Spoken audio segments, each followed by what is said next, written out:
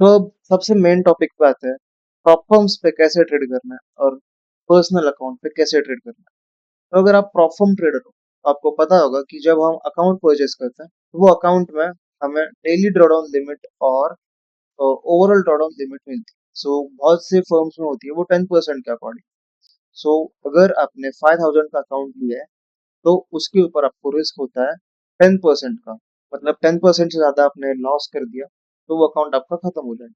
तो हमें इस पे ट्रेड कैसे करना है, प्रोफॉर्म्स है उस पे हमें कम रिस्क करना है और हम इस पे ज्यादा लॉस करना अफोर्ड नहीं कर सकते। सो इसीलिए प्रोफॉर्म्स पे ट्रेड करने के लिए मेरी एक अलग मेथड है ट्रेड करने के लिए। तो मैं प्रोफॉर्म्स पे ऐसे कुछ ट्रेड करता हूँ, जब जब भी मैं ट्रेड लेता हूँ रिस्क कांस्टेंट।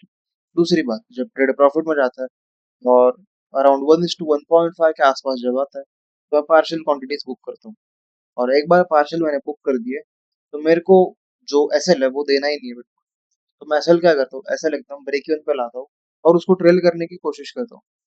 बट अगर थोड़ी मार्केट कंडीशंस को देख के मैं वो सोचता हूँ कि अगर मेरे को ट्रेल करना भी है जैसे ब्रेक इवन पर है तो जो बचे हुए क्वांटिटीज है उसका जो प्रॉफिट होता है ना वो मैं एक्सटेंड करने की कोशिश करता हूँ।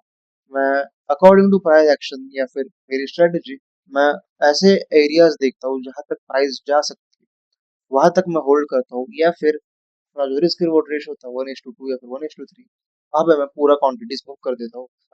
और मेरे अच्छे खासे प्रॉफिट्स हो जाता है और उसी दिन मैं डे क्लोज कर देता हूँ।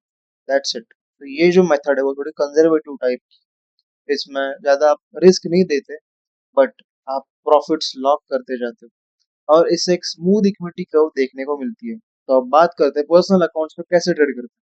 तो मैं बेसिकली मेरे अकाउंट्स $1000 या फिर $2000 के अराउंड होते हैं। जब मैं पर्सनल अकाउंट पे ट्रेड करता हूँ तो दिमाग में एक ये रहता है कि ये पूरा कैपिटल अपना ही है और इसमें कोई लॉस लिमिट नहीं है।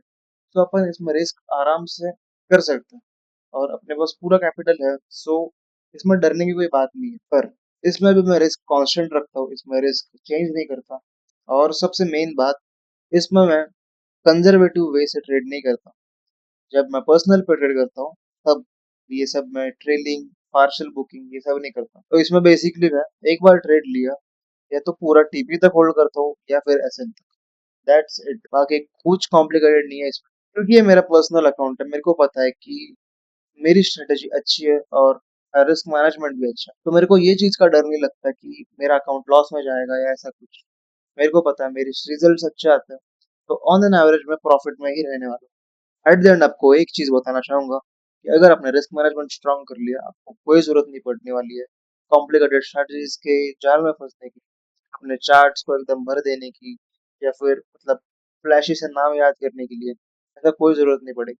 बस एक सिंपल सी लाइन बताऊंगा, ये याद रखना, अपने लॉसेस को छोटा रखना, प्रॉफिट्स बड़े रखना और रिस्क जो है throughout the trades constant रखना। That's it. और यही था आज के वीडियो में। फिर मिलूंगा अगली वीडियो में। तब तक के लिए बाय बाय।